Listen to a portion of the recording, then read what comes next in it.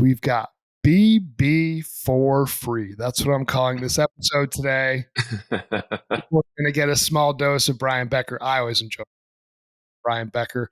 Got him to come to my house. He's sitting out in the kitchen for this episode of What the Funk. You and I met, it was like right before the pandemic. It was. I think you were managing an RFP for evaluating ERP systems. And we met, I think maybe in person once. And then all of our interactions for like almost a year were then over the internet, right? Finally got back together in person and started to realize like, hey, I think we could be friends. Love fantasy football, got young families. You actually live kind of on this side of town. Are you Thornton or Broomfield? Thornton, or the North Side Denver crew. So I think there was a deck escapade, at least once, that we both needed to be like, we need to see people in person. You stand on the other side of my deck. Right. Let's watch, and hang out. So. Yeah, you live, I think, on a golf course, and it was a beautiful afternoon. That was fun. I gave you a Funk Futures hat, and then you returned the favor, and you gave me this Class 4 thing. But I want to give everybody the full dose of Brian Becker. You're what I would consider sort of like the new wave of IT technology leader that I've met, and your background, we met when you were in oil and gas, but your background actually came from outside of that. So I want the full story. I think that you are basically from the middle of nowhere in Iowa, but I want to hear, like, who are you, Brian Becker? That's the question I like to ask. Who is Brian Becker? So I'll tell you about myself. I guess it's like a job interview question is, first and foremost, I consider myself a husband and a daddy. I got 2 littles.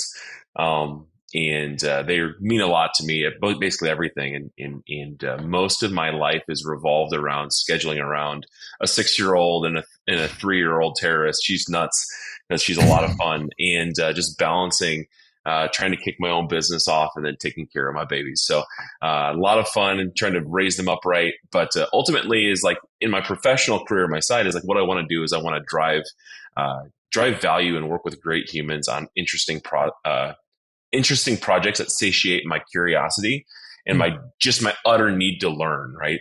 And so I'm always reading, I'm always learning, I always want to apply, I always want to think in how I can help people meet their maximum potential by applying technology or just communicating and networking with people. So gun to my head, describe me in 3 words. It's family, curiosity, teamwork, or integrity, something like that.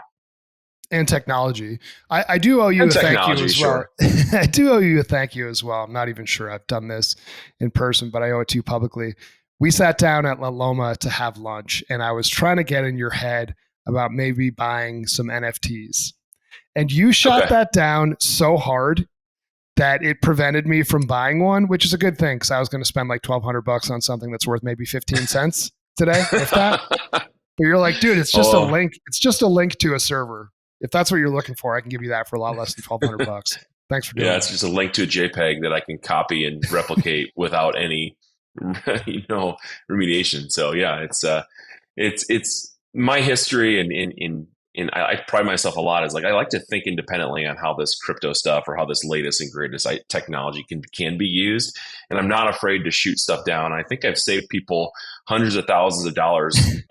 In my network of saying, do not buy this or buy this, so maybe I should have started that crypto hedge fund multiple years ago. I don't know. So, oh man. So let's just jump right into that. This is the Digital Wildcatters podcast. We talked about this earlier. I was just down in Houston at Fuse, had a great time. Aside from like the absolutely bone chilling Houston weather, all I heard about all summer was, oh my God, it's so hot down here.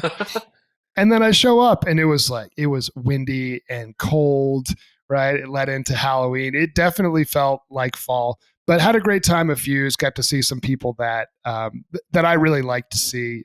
I talked about this before. Matt Harriman and Pod 2. Sure. Ran into the Prepad guys who recently just got funded from Devon. Saw Trey Lowe, CTO over at Devon. And then really Andrew Chan, a good buddy of mine, who's in the VC community. Don't get to see him a ton, but when I do, it's always fun. We went to Taste of Texas, first time getting a steak at Taste of Texas. So nice. Did you and Bobby Nealon do the Immaculate Grid together? No, that is a fun text thread that we have, the three of us though, so who can beat each other and get the lowest score, or at least get all the immaculate grids correct. But no, I saw Bobby briefly in the VIP at Fuse on Tuesday. He's the same, high energy, really bright. One of my faves over at Grayson Mill, another podcaster. But so to bring it back to sort of like the cryptocurrency conversation, you know, I actually think from an attendance perspective, this surprised me. The Empower conference that Digital Wildcatters did had more people than Fuse. So clearly they've branched really strong into this whole like mining, Bitcoin, cryptocurrency community. And when I go to that show, I know like 4 or 5 people. When I go to Fuse, I feel like I know about half the people. So it was fascinating to be like, whoa, I think there were more people at Empower, which lends me to think like either there's less conferences for that arena or there's more curiosity around it than sort of what we already know within oil and gas or oil and gas tech. So give me your opinion then, your straight truth, Brian Becker, on cryptocurrency. How do you feel about it? Well, let me circle back first and comment on why I think Empower gets so much push. Is that you look at a number of the cryptocurrency conferences out there, it's all about making money, some speculation and things like that. As they've got a great development team. I was like, they're going to make my 2-cent token worth 15 cents and get out, right? Empower is more of a practical application of energy and weight and potentially waste that's stranded natural gas or a stranded product in which that you can convert to something of value. And so I think that's really, really a powerful use case for producers that have this, waste product in the middle of the Permian or in the Bakken that they're flaring natural gas. They can make some money off of it. But as far as crypto, I think it went through the hype of speculation where people made fortunes. I certainly participated in that. I didn't make a fortune, but enough to do some home renovations. But there's some serious critical thinking on the use case of blockchain in general, tokenization economics, and just basically the value that it adds to society. Right now is like your bet on Bitcoin. If you're going to hold that, it's a bet against almost the U.S. dollar. It's an intermediate independent currency, right? That's not governed by anything. It's uncensorable, etc.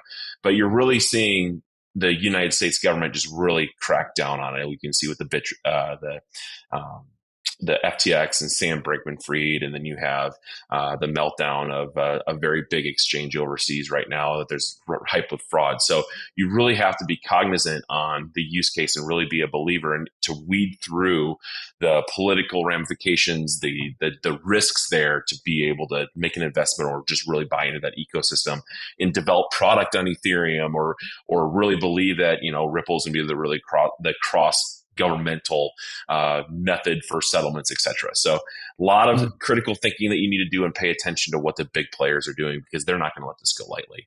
But digitization of the dollar is a very big deal. Digitization of currency using a blockchain technology, implementation of blockchain and using like for supply chain challenges and cross third party agreements, etc. with smart contracts. Very big deal. I can definitely see that coming down the pike. Nice. So would you say you're bullish on it or you want to see regulation come through first? Like what do you think is the outlook if you were to say on someone that holds cryptocurrency? Because I do. I have a Coinbase account. I have Robinhood. Yeah. Kind of like, I've been checking it more lately when things are looking good. It's sort of like, having a season-long fantasy team. You spend a lot more time on the CBS Sportsline sports page or Yahoo fantasy page when your team's winning than when you're losing. Same thing with stocks. So or crypto. So what is your take? Would you say you're overall bullish? I would say I'm bullish, but don't bet your house on it.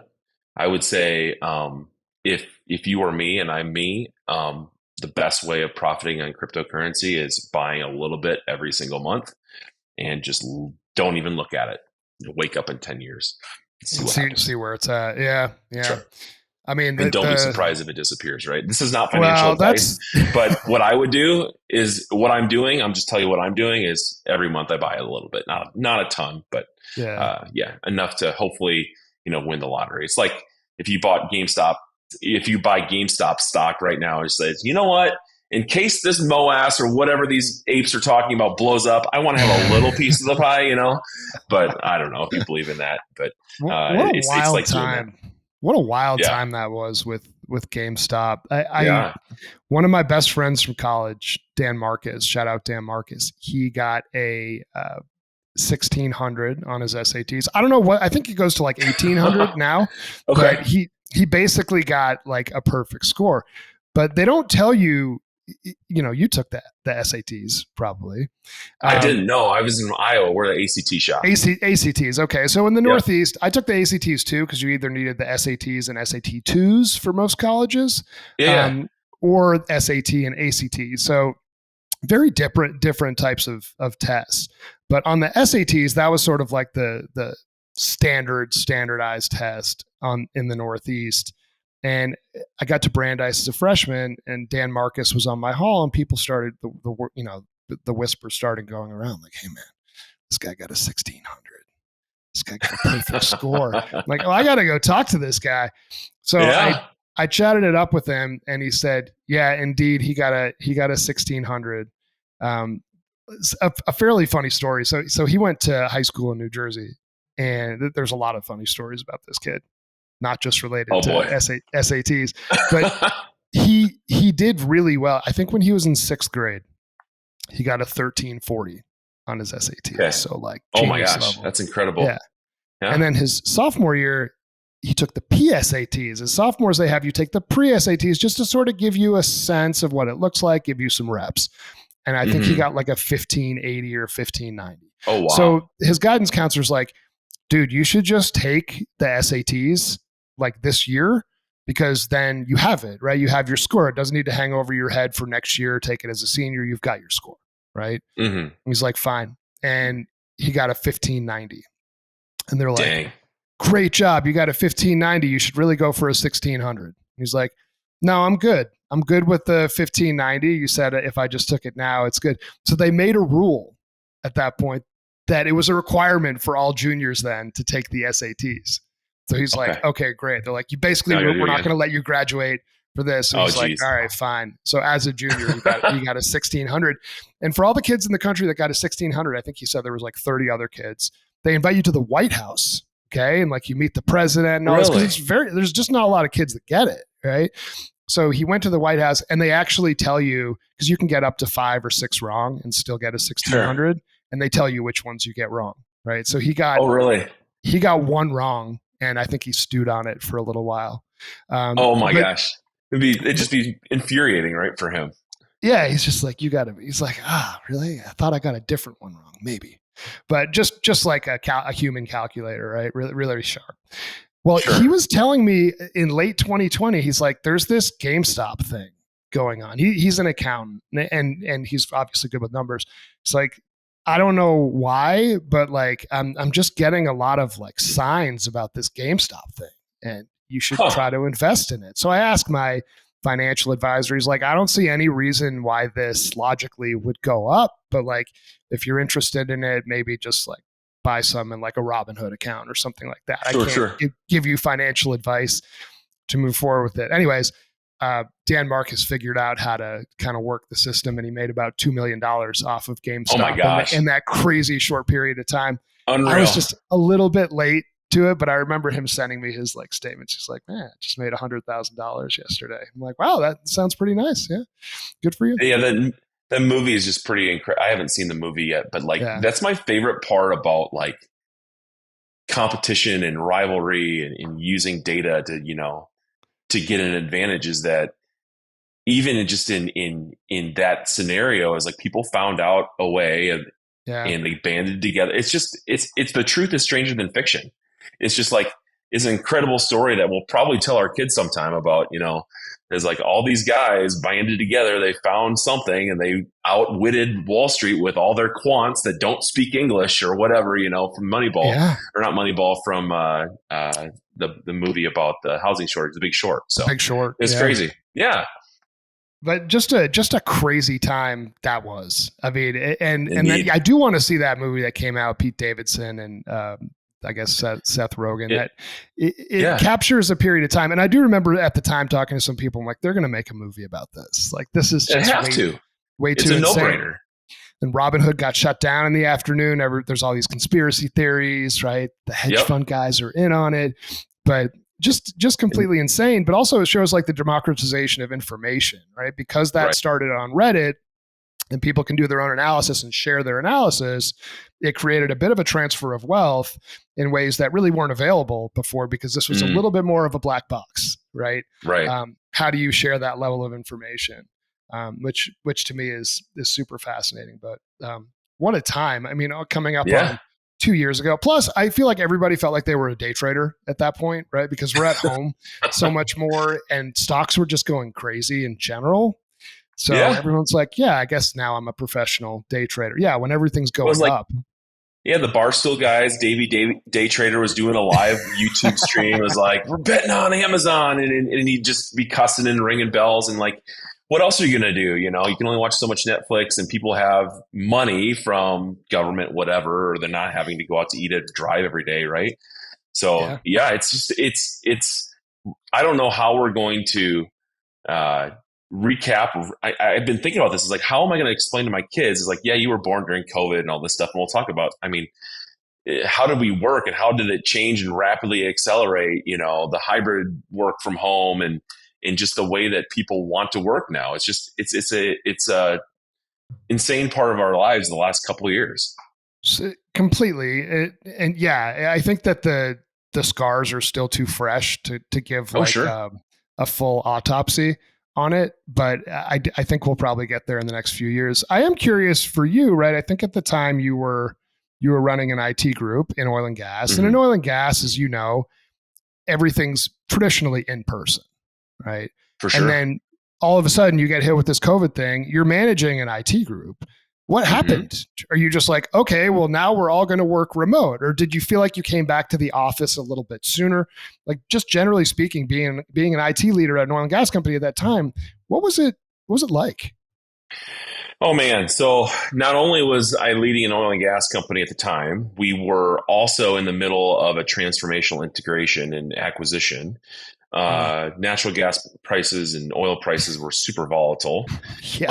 My wife was 8 months pregnant, and I started getting a premonition as we were preparing for this integration, and I started reading the news reports of something going on in Seattle.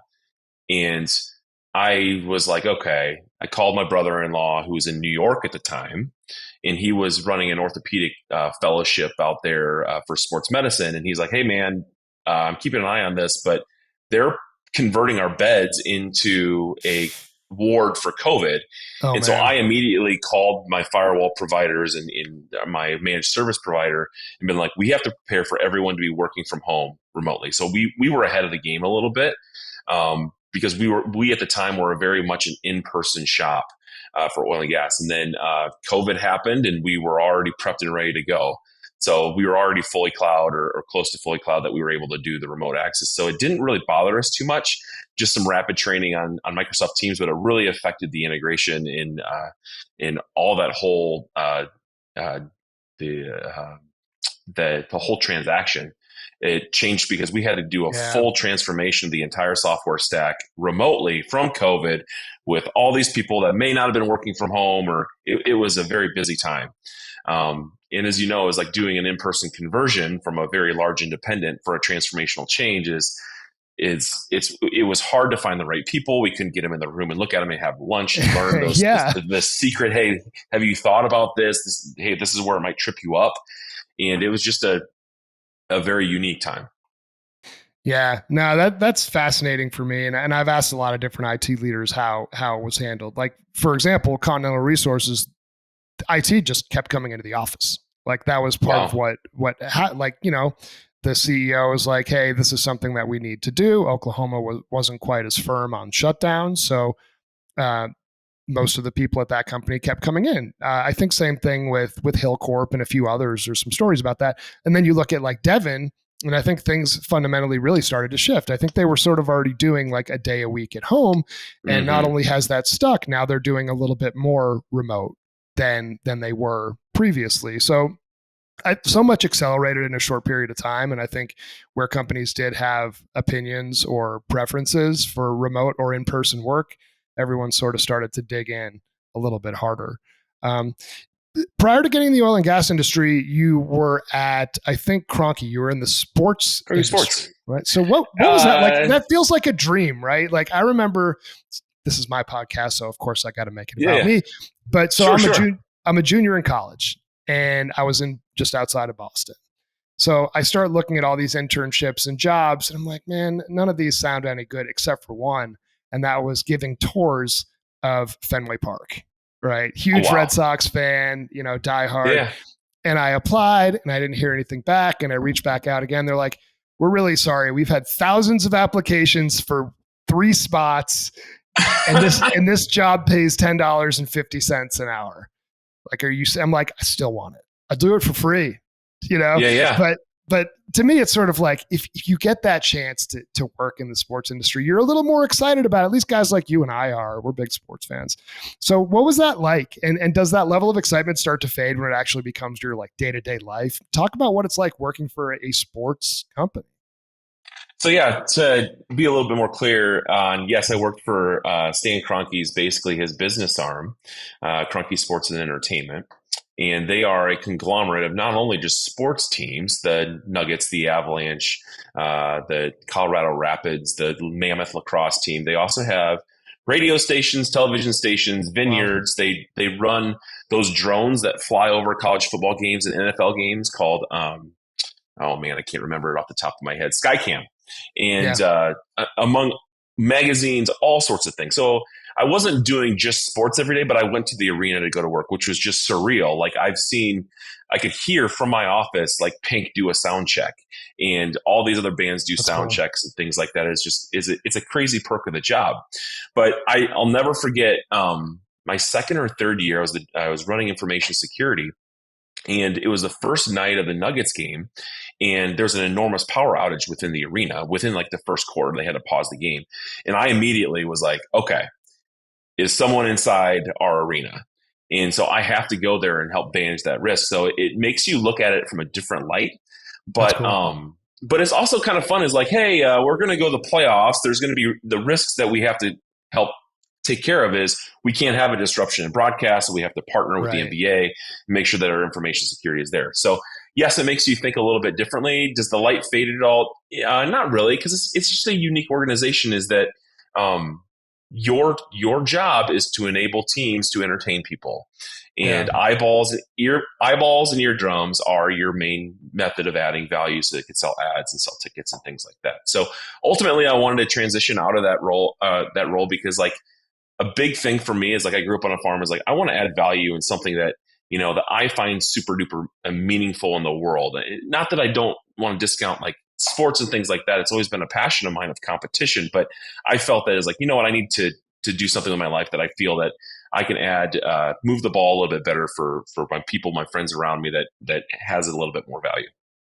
Yeah. And I think oil and gas like fundamentally does make you feel like that, right? It just, more of a broad stroke. It's more of a necessity than it is a piece of entertainment. Correct. That's cool. So, you recently launched your own company. Shout out Class 4. I got an amazing Yeti. Thank you for that. I think this is a 46-ounce Yeti. I've been drinking much more water since you gave it to me. Thank you for that. It says Class 4.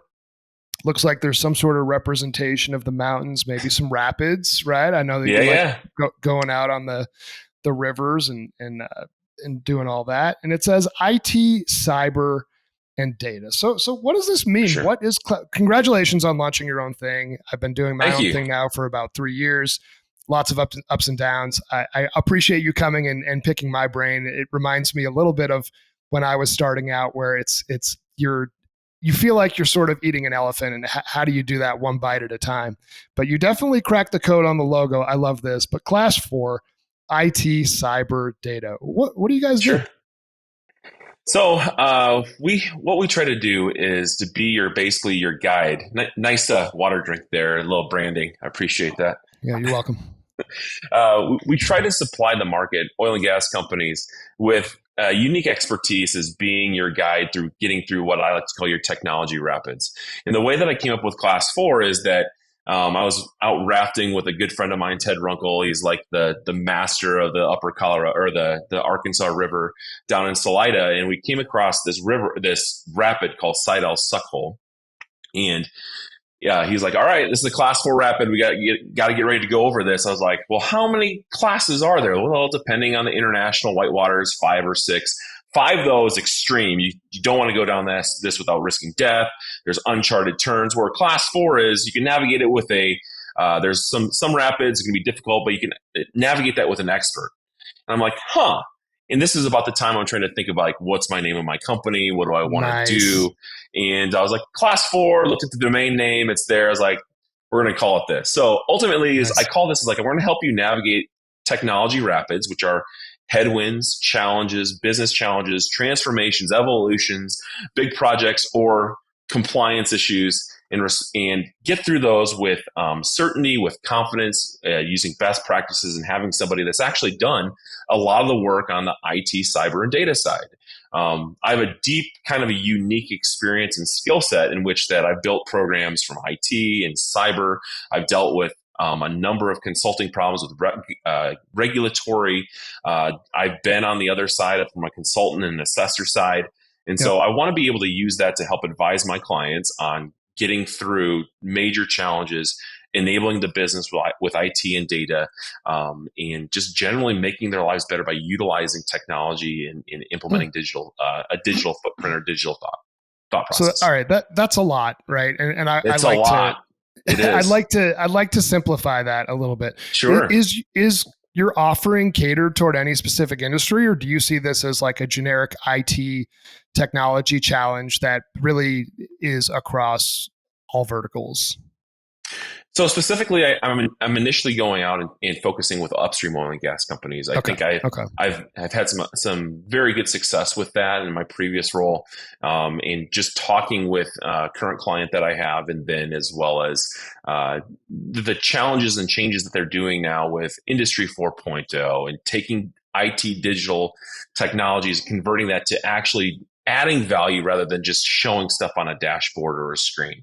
Yeah. And how to use cloud, how to use, even AI to a certain point. It's really buzzy right now. But where does this all fit into my formula? And then on top of that is cybersecurity is changing so quickly right now, especially after Colonial Pipeline, as well as the SEC charging CISOs with fraud. Like those changes on the business political side, companies I don't think are prepared for it. And they need some guidance in going that way. And so I think this is a good time for me to go and help my advisory, especially in the oil and gas industry. Yeah, I think that's, you have my mind racing a little bit with the Colonial hack. Like that is a big deal. And for whatever reason, just, I've been selling technology to various different, personas within oil and gas, but when it's technology that you're selling, eventually you will deal with, converse with, strategize with, get shot down by the IT group, right? In oil and gas companies. Right. And to me, very few of these companies actually, until you get to like the really big ones, have a strong emphasis on cybersecurity. I think it's in part because IT has been viewed as like a service to the business. And what service does cybersecurity provide necessarily directly for the business? Yeah, it helps keep the lights on, but it's only a problem once it becomes a problem.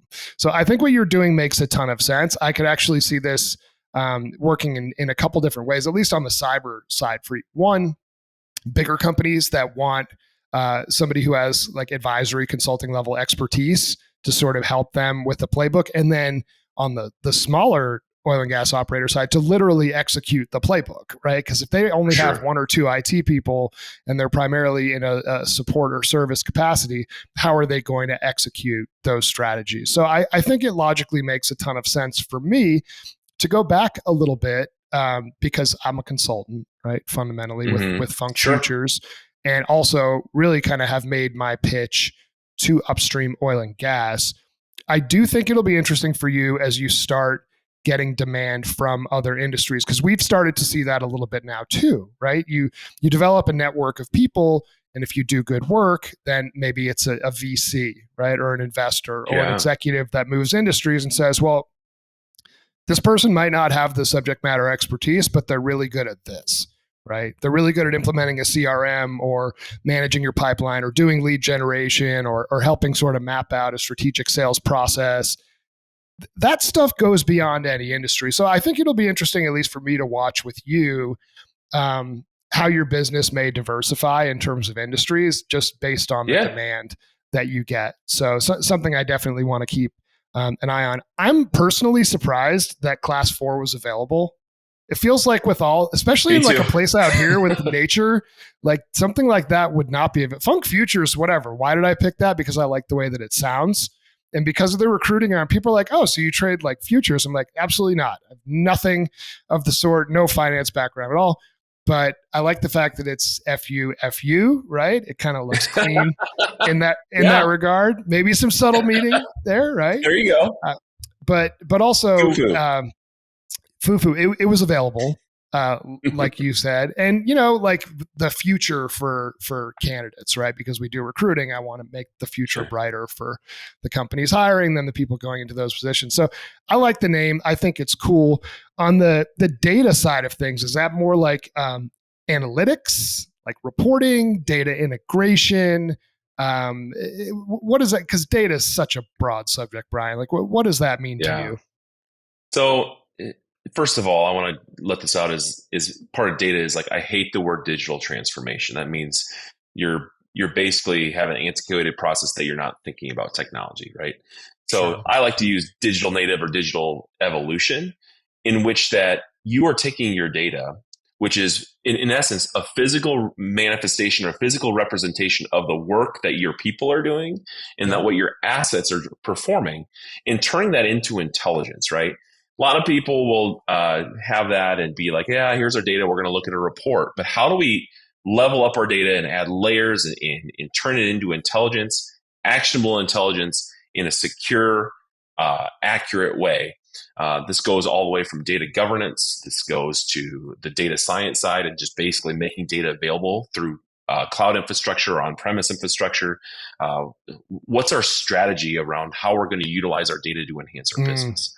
So I help bring order to that chaos, because even in a lot of organizations, especially oil and gas, is still very siloed. Is your geological data is very different from your operational data. But is there a way, and that's very different from your financial data. Is there a way that we can put that together and enhance that data and add layers of complexity, of potentially some ALMI, what is appropriate, or even of, hey guys, you're not even close to getting to the top of that pyramid. Here's the basic bare bones we need to do to continue to level up your business. And so looking at your maturity, designing a quick win system, enhancing that quick win system, and then branching out and expanding as the appetite for the business gets hungrier for data. Yeah, I think that the incremental wins is a big thing. I've seen many data and data management projects fail. Just heard about this other day with a Hyperion data warehouse that millions of dollars was spent on, and then the project is abandoned. You have to show some of those quick wins. And I think, shout out Mark Hebert and the Dakota Analytics team. They do a good job with that. Like one thing that I've seen with them, I saw this a little bit with Seven Lakes. I saw this with Stonebridge when I worked there. Zeno to an extent. I think it's like, okay, how can I take your data and show you value from it real quickly? Like, does that mean an oil and gas and LOS dashboard that drills down to an invoice, right? Or an AFE variance dashboard very quickly, something that I care about, right? What is my forecast? What is my actual? And can I get the image of the AFE? That process right there could be laborious for a company, especially that has a ton of AFEs. For a lot of oil and gas companies, even if they have tons of AFEs, if they have the right access to that data, that report, they can easily get into it, right? Not much of a challenge. So I think that's important for the industry as a whole, for you to map out. And generally speaking, like, I think where to start with those things. So you'll deal with different levels of complexity and maturity in each of these organizations you go into. Another question I have for you, Brian, about running your own business. So for me, like my background is in sales, almost 20 years at this point of doing sales, whether it be consultative or technology centric sales. So for me, in starting my own company, one thing I was not concerned about was being able to sell the offering. A bigger concern for me is now like retention of customers and actually servicing, right? Because it's like, cool, I sold it in the past. I could just hand that to someone else. Now I have to hand it to myself, right? Hand it to my team, manage the client, manage expectations. For you, how has that been so far? It's a shift, right? Because now maybe you were selling the business on certain concepts before as it relates to technology, but now you're running your own company. Now you have to sell, right? That's right. Probably a little bit more out of your comfort zone. I know for like an IT, a technology person, maybe a nerd, not really a nerd, but I'm going to call you that anyway. You can do that. You're social, right? You're gregarious. How have you found that so far? Like, do you feel like that's a challenging part of this business? Does it take you out of your comfort zone? Like, what have you learned in terms of like, okay, cool, I got this really good idea. I know I can execute. How do I sell? That's my thing. It doesn't keep me up at night, but it's my biggest challenge. And I always am hungry to like get myself out of my comfort zone, and doing my own business did get me out of that. And this is one of those key things that is the technology side and delivery. I think I can do that. I can execute on that all day. It's getting that pipeline, that flywheel in, which is my biggest challenge. And so I chose to go the route of now I got to get on LinkedIn. I got to start writing content. I need to start showing myself off as hopefully a thought leader, or at least coming across as like I know what I'm talking about, right? And so putting together that strategy is using a different part of my mind and a different muscle. It's like, okay, can I write content on this? What's my blog ideas? Okay, how big should the blog be? And I had to get into a whole world of SEO and how to manipulate the algorithm, because the algorithm basically runs our lives on LinkedIn. If you are a marketer, you have to adjust to that. So, and then how do I put together an offering? How do I put together a scope of work, and how do I present that to potential clients, right? And so in my previous role before KSE, I was a consultant. So I could go in and I could say, here's the scope of work and deliver it. But now it's like, okay, what price point do I have to hit? What's my unit economics? Can I make this break even? I need to reverse engineer my monthly budget, right? A lot of those types of thoughts and conversations run through my head as I go for a walk or in the shower, etc. So, and it's good to have a guy like a Jeremy Funk to bounce ideas off of, and lean on lean on a little bit. Is like, hey man, am I out of line here, or what would you be doing here? So I appreciate all the help that you've been doing there too, as I get this thing off the ground. So. Well, it's truly my pleasure. And I will say, I hate, one of the things that I really try to work on about myself is making assumptions. And I probably made an assumption about you that you're not as creative as you actually are. I've seen some incredible ingenuity from you on the content marketing side, particularly with your LinkedIn posts, as well as sort of some of your presentation capabilities that, maybe those items were there for you, but you just didn't need to tap into them in previous roles where I was exposed to you. But seeing your level of creativity, as one of my former friends said to me, it said, man, Brian's content is really hitting the spot, right? He's adding value, and now you're consistent with it. You've got your Fun Friday stuff, right? You're consistently adding value. And I always say this just so that you don't stop doing it. I just want to put this out there. So say you get like 5 likes, right? And you felt like it was a great post and you should have gotten more likes. Well, you know what? All it takes is one person to view your content, view your post, and to feel like you got value out of that, right? Mm-hmm. That incrementally is an improvement over not doing anything at all. So, I would just say, just keep going, right? Don't, there's going to be setbacks. And there's like, it's, I don't know, man, like I'm like anybody else. If I throw a good post out there on LinkedIn or Instagram or whatever, like I'm checking to see how many likes it has. Like, I think that's human nature. All right. What's my notification? How is this thing tracking? All right. In the first hour, I got 32 likes. This could be a banger. Sweet. Right. But fundamentally, like you could get a post that has 6,000 likes and get nothing out of it. You could have a post that gets 3 likes and 1 comment, and that person reaches out to you and says, hey, I want to talk about your business. So, you're continuing to build your brand. And it just, like, what do you say? Pound the stone, right? You just got to keep pounding the stone, and it'll continue to pay off. But I love what you're doing. I think that you're carving out a great niche as a technology person who has a creative component and also brings versatility in skill set to the table. I'm going to put you on the spot now. You're welcome. Okay. You're doing it. You're earning it. Yeah. So I send prep questions to everybody who comes on the podcast. And then, of course, I deviate from the questions almost the entire time. maybe not the whole time with you, but most of it. And then I really like to put people on the spot with questions that I for sure didn't ask. And now I'm going to do that with you. So okay, here we go. I'm going to put you on the hot seat right now. Let's do this. Questions at you. All right. Speed round. Here we go. First things first, you're a big hockey fan, right? Yeah. Who wins the Stanley Cup this year? Let's say Avs. I mean, I think they're the favorites, right? It depends. The Hurricanes, the Bruins are good. There's some up and comers. Yeah, but the Bruins are really good.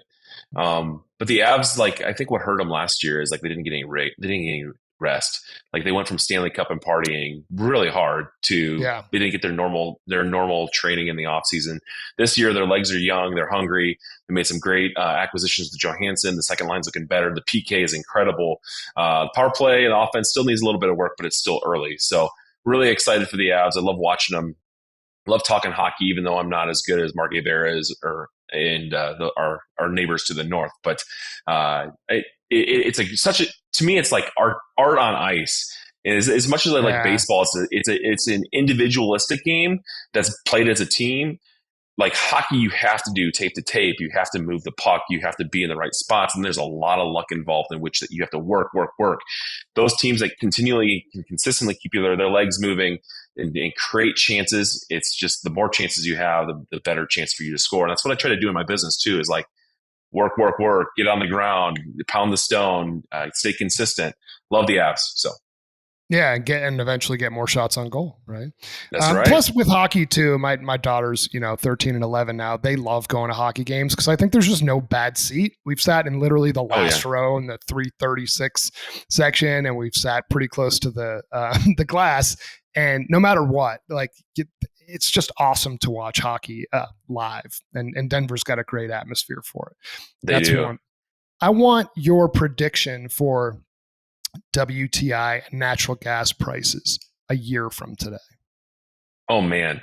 Because I know you track that closely, like we all do in oil and gas. I follow it.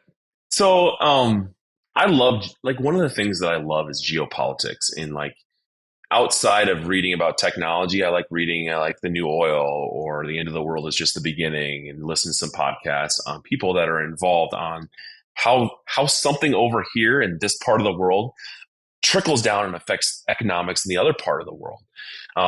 You can obviously see the macro trends in WTI and natural gas is consolidation, decarbonization, for sure. Digital. How does that affect the price of oil? Well, I think that there's still,